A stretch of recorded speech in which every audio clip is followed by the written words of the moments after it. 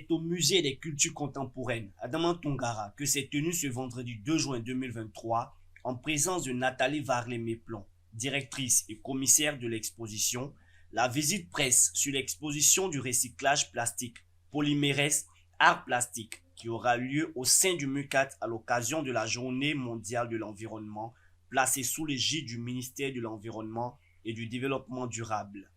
La sélection des artistes a été faite uniquement sur des artistes, bien sûr, qu'on a repérés qui travaillaient que le plastique. Alors bien évidemment, il y avait déjà une première génération comme Yanzi qui avait déjà, on va dire, abordé la chose.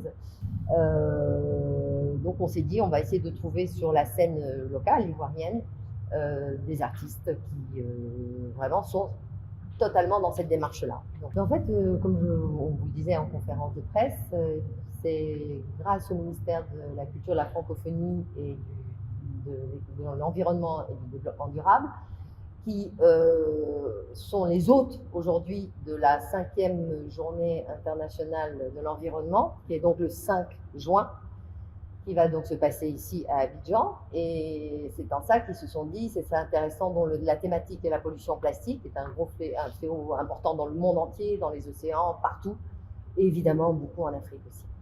Donc c'est comme ça que cette thématique est sortie, et c'est pour ça qu'on a décidé de faire un focus sur le plastique, pour essayer de sensibiliser les jeunes générations à comprendre que c'est un matériau qui se détériore très très mal, puisque tous les poissons aujourd'hui, on retrouve des microplastiques dans tout ce qu'on mange qui vient de la mer, malheureusement.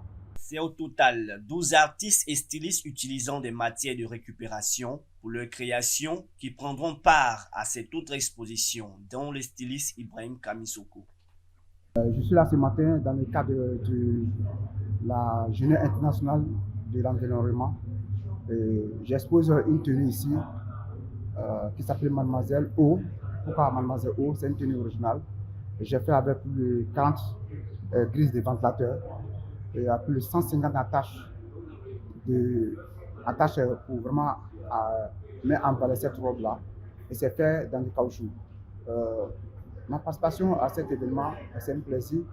J'en profite de cette occasion pour remercier le ministère de la Culture, Madame le ministre, Madame la ministre, Madame Fassal Remarque, qui fait beaucoup pour les artistes de Côte d'Ivoire. Nous sommes reconnaissants. Cette journée, nous invitons toute la population ivoirienne, tout le monde qui résiste en Côte d'Ivoire, de venir voir cette journée parce que ça sert de balai, ça sert de nous.